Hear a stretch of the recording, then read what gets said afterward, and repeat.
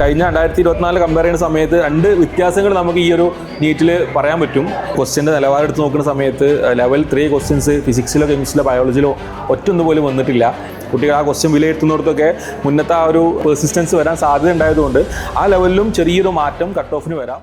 നീറ്റിൻ്റെ question paper കണ്ടു.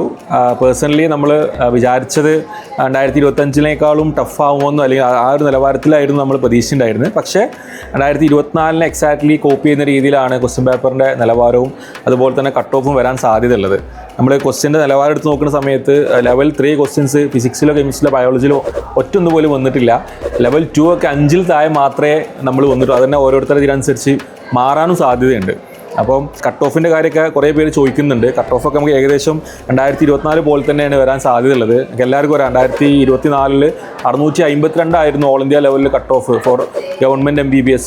ആ ഒരു എക്സാക്ട്ലി ആ ഒരു റേഞ്ചിൽ തന്നെ വരാൻ സാധ്യതയുണ്ട്. പക്ഷേ കഴിഞ്ഞ 2024 കമ്പയർ ചെയ്യുന്ന സമയത്ത് രണ്ട് വ്യത്യാസങ്ങൾ നമുക്ക് ഈ ഒരു നീറ്റിൽ പറയാൻ പറ്റും.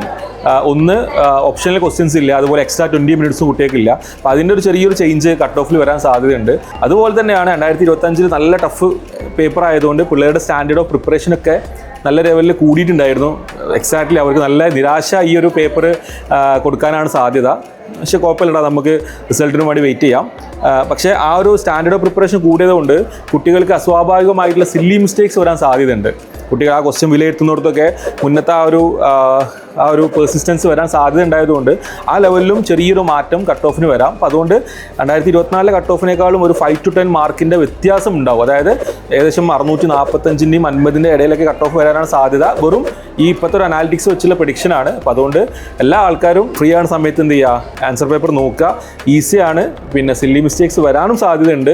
ഓപ്പണായിട്ട് പറയുകയാണെങ്കിൽ ഇപ്പോൾ ഇൻറ്റഗ്രേറ്റഡ് ആയിട്ടൊക്കെ പഠിക്കുന്ന കുട്ടികൾക്ക് കുറച്ചും കൂടി അപ്പർ ഹാൻഡ് കിട്ടുന്ന രീതിയിലുള്ള ക്വസ്റ്റ്യൻ പേപ്പറാണ്. ഹാർഡായിട്ട് പ്രിപ്പയർ ചെയ്ത ആൾക്കാർക്ക് ചെറിയ രീതിയിലുള്ള നിരാശയും കൺഫ്യൂഷൻസും അതുപോലെ തന്നെ ലക്കിൻ്റെ ഫാക്ടർ വന്നതുകൊണ്ട് ഈ പറഞ്ഞ പോലെ നിരാശ വരാൻ സാധ്യതയുണ്ട്. ബട്ട് വി ക്യാൻ സീ എല്ലാവരും അടിപൊളിയായിട്ട് പ്രിപ്പയർ ചെയ്ത് പിന്നെ ഈ ഒരു എക്സാം വരെ വെയിറ്റ് ചെയ്ത് എക്സാം കഴിഞ്ഞ ആൾക്കാരാണ്. അപ്പോൾ അതുകൊണ്ട് ചില്ല് ചെയ്യുക, അടിച്ചു പൊളിക്കുക.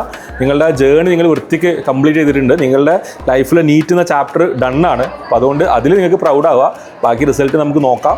എല്ലാ ആൾക്കാർക്കും all the very best and congrats. നിങ്ങളെ ഈ ഒരു ജേർണി നിങ്ങൾ കംപ്ലീറ്റ് ആക്കിയതിനുള്ള കൺഗ്രാറ്റ്സ്.